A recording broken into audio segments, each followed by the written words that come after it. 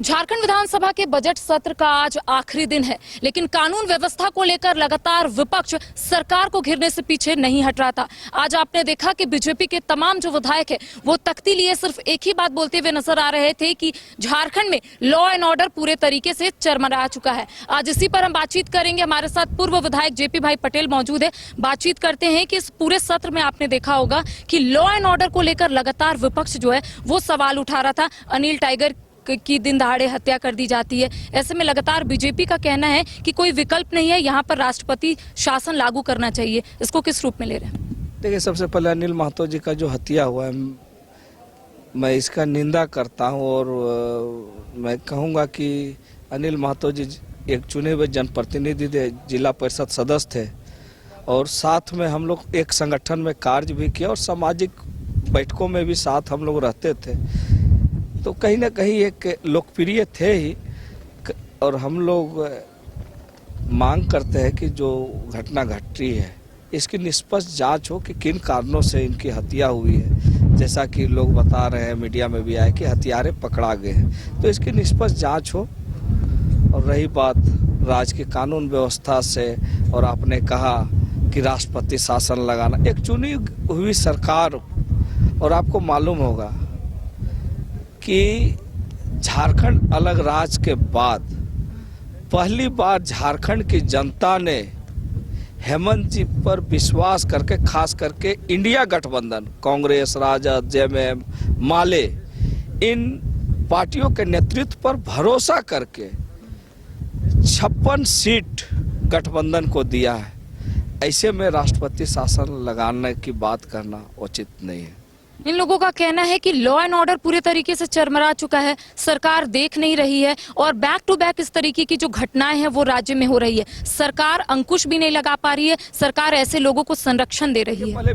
BJP वाले जो भी है उनको जानना चाहिए, चाहे यूपी हो चाहे जहाँ उनके शासन चल रही, क्या वहाँ लूट हत्या बंद हो गया? पूरी लूट हत्या बंद हो गया है। अपने जहाँ जहाँ सरकार चल रहा है भाजपा का, वहाँ भी जाँच करे ना।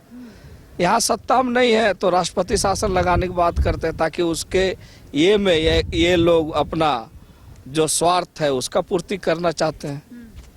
तो झारखंड की जनता इस चीज को बर्दाश्त नहीं करेगी। नेता प्रतिपक्ष बाबूलाल मरांडी ने कहा है कि चरित्र हनन हो रहा है, पुलिसिया बयान सामने नहीं आ रहा है, लेकिन मंत्री जो है अपने अपने तरीके से बयान दे रहे हैं कि उनका तार इससे जुड़ा होगा, शायद इस वजह से ऐसा हुआ है। जो चरित्र हनन हो रहा है उनका। देखिए, बहुत सारी चीजें हैं, लीडर ओपोजिशन अपने हिसाब से अपनी बात को रखते हैं। हम तो कहेंगे कि अभी देखे होंगे कि राज्य में कई ऐसे जो चीज़ों को पुलिस ने सफलतापूर्वक उसमें सफलता भी पाई है, कई चीज़ों का उद्भेदन जो है, बहुत सारे केसों का खुलासा भी किया है।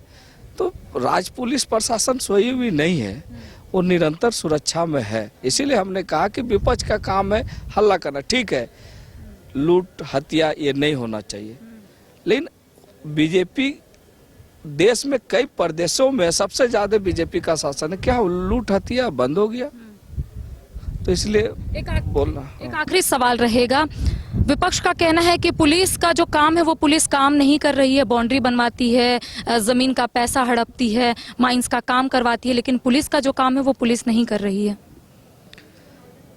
जो विपक्ष बोल रहे हैं तो वो उस चीज को मॉनिटरिंग करे। जब अगर उनको भरोसा है कि राज्य प्रशासन पुलिस पर भरोसा नहीं है, तो उन लोग पुलिस के जगह पर करे ना काम, वो रोके जाके।